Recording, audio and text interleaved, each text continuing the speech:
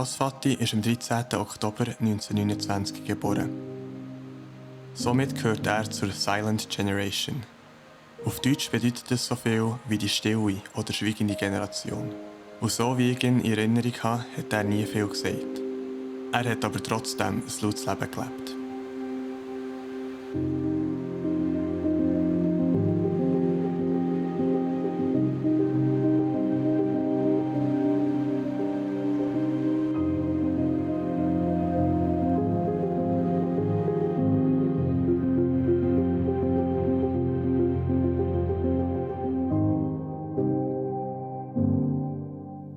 Vati war eher eine ruhige Person, eine stille Person. Er hat manchmal gesagt, ja, wenn alle anderen reden, muss ich nicht auch noch reden, jemand muss ja noch hören. Aber ich habe noch erlebt, wenn es um etwas ging, dann konnte er erzählen.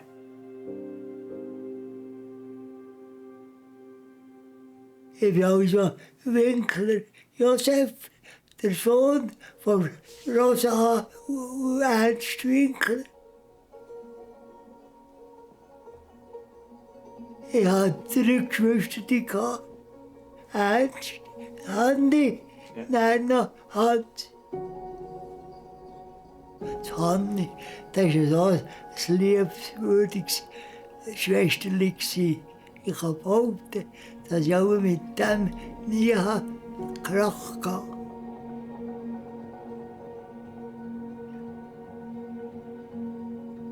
Die Mutter hat recht gekocht, aber ganz einfach.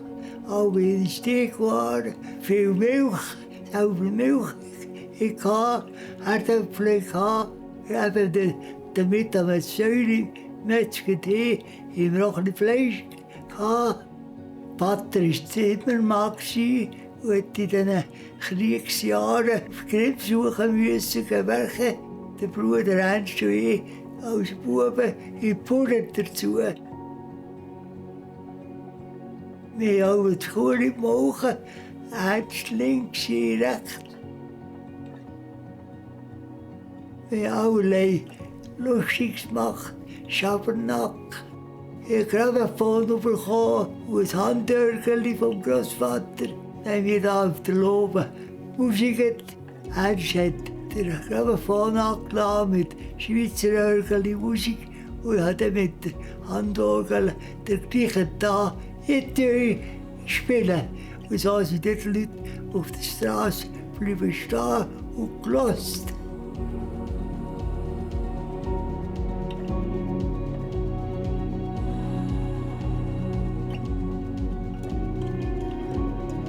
Ich war etwa da noch mit einem Schüler. Das Singen war mir nicht gelegen. Ich habe ein bisschen flüchtig geschrieben, aber das Rechnen ist mir sehr gut gegangen.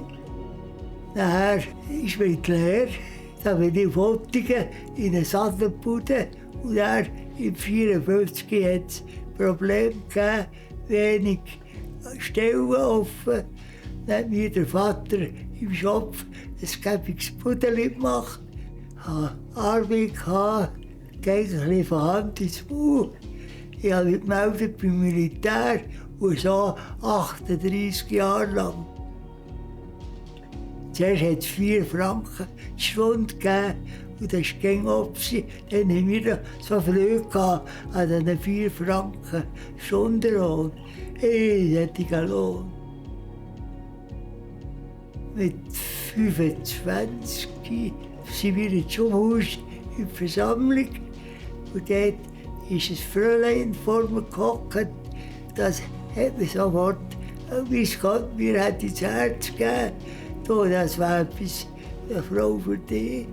Und das hat mich gejuckt, nicht durch Knie. Und dann habe ich 57 geheiratet, 58 habe ich Christine bekommen, 59 Bernhard, 62 Marianne, 65 Trud, 70 Tanita und 73 Zwillinge. Es hat gegeben, dass ich hinter im Kombi 2, 3 hatte. Und die Sitze waren voll in der grossen Haushaltung. Ja.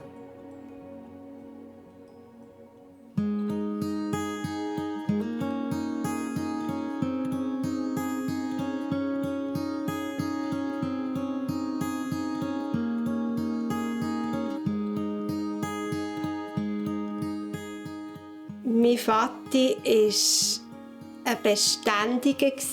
Also er war da, schon nur von der Arbeit her, weil er halt daheim eine Boutique hatte, war er eigentlich gäng da.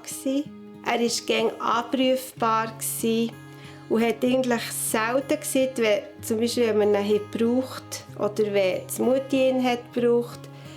Nein, ich kann jetzt nicht. Er ist gekommen.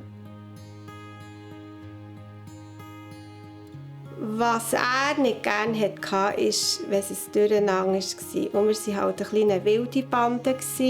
Manchmal ist es wirklich drunter und drüber gegangen, wie er gerne gesehen hat, es geht drunter und drüber. Das hat er nicht gerne gehabt. Oder am Tisch beim Essen, wenn viel miteinander geredet haben. Stillt jetzt, hat er auch gesagt. Dann habe ich gelernt Autofahren.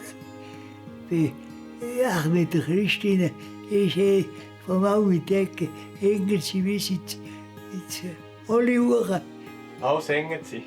Dann, dass sie lernen hinter sie.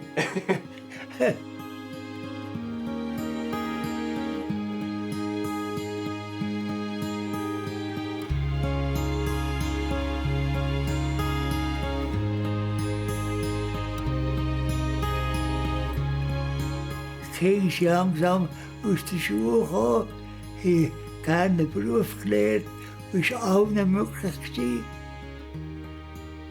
Dann hat eins und das andere Hochzeit gehabt, Grosskinder gehabt, 17 Grosskinder, 2 Urgrosskinder. Wir sind stolz auf die Grosskinder. Wir können danken, dass mit den Grosskindern allen Gebung geht. Und das ist für uns ein Anliegen, dass unsere Nachkommen alle auf den Weg kommen.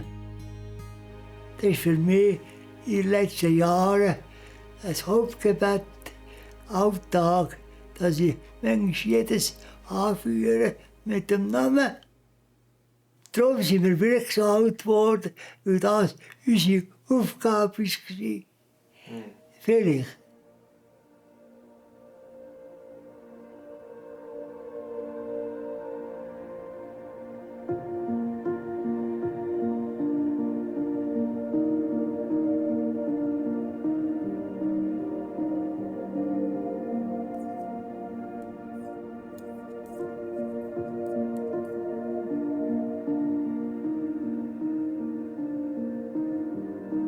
Vatis Gesundheitszustand hat sich im August 2020 eigentlich sehr abrupt geändert.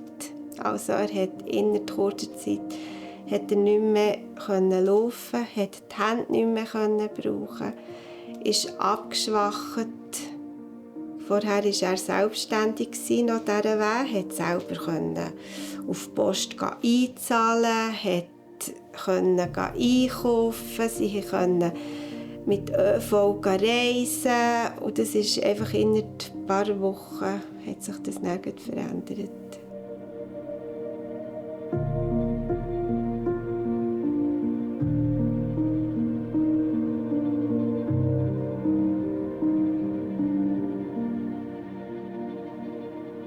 Er musste in ein Pflegeheim müssen und von ganzem Herzen durfte ich das einfach machen. Für mich war es ein Privileg, dort einzuspringen. Und dass meine Eltern gemeinsam noch daheim sind. Das war ganz etwas Wichtiges für sie beide, aber auch für uns als Geschwister. Ich glaube, für ihn war das auch einfach das Schönste gewesen. Trotz allen Einschränkungen, die er so drastisch hat erlebt, dass er einfach daheim sein durfte, dass er bei Mutti sein in seinem eigenen Bett.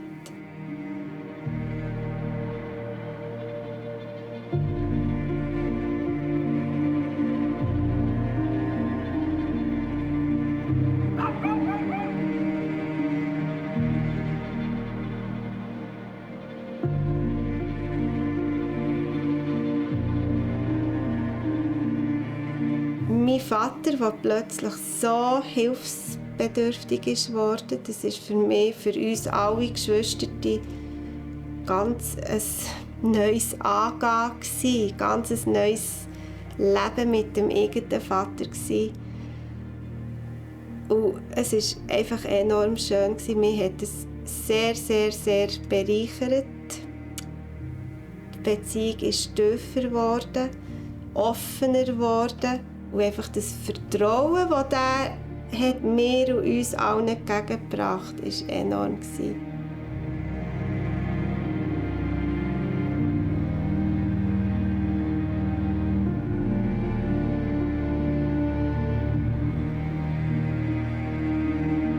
Wir sind so dankbar, dass die Töchter uns pflegen können. Vor allen Dingen Marianne. Wir sind nötig, Frieda und ich haben nicht mehr zu Hause. Alleine. Ging nicht mehr. Gell, Frieda? Ja, es ist so. Etwas möchte ich nicht vergessen. An allem gut gehen und Erfolg und alles habe ich Frieda zu verdanken. Das ist für mich einfach die richtige Frau, die in allen Teilen zum Zeug geschaut, zu mir, zu den Kindern, zu allem. Mit armen Leuten ist sie umgegangen, hat ein Herz gehabt für die armen Leute.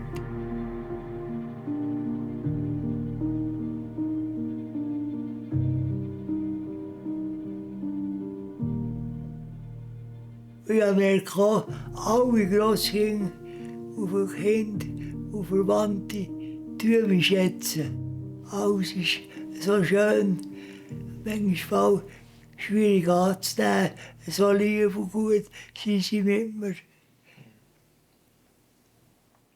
Ich kann mir das Leben nicht mehr vorstellen als gottlosen den Nachkommen gegenüber. Dass ich dort darf, vielleicht darf ein Beispiel sein, ich weiß nicht, dass ich sagen kann, so wie Großvater wollte ich auch eins. Ich weiß nicht, ob sie das sagen.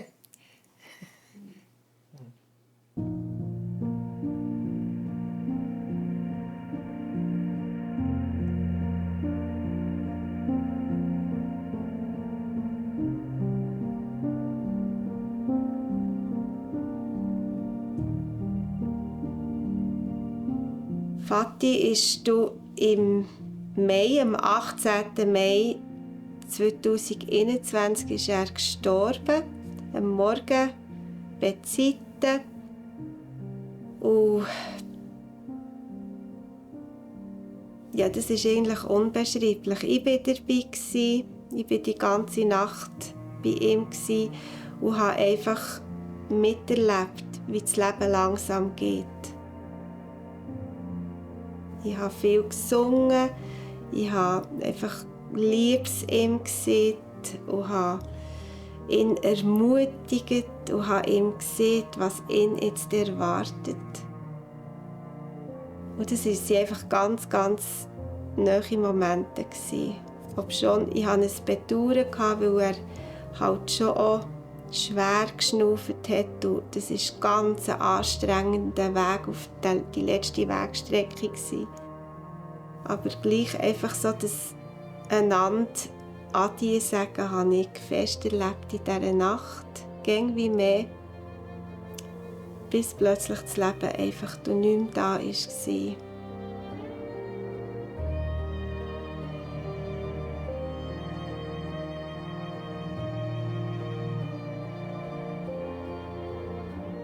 Als er gestorben war, habe ich einfach so den Kopf in meine Hände genommen und gestreichelt. und gesagt, Vati, jetzt bist du bei Jesus. Ich konnte es fast nicht glauben. Es war so heilig. Es war eigentlich ein ganz schönes Erlebnis mit meinem Vater, dass ich dabei sein durfte.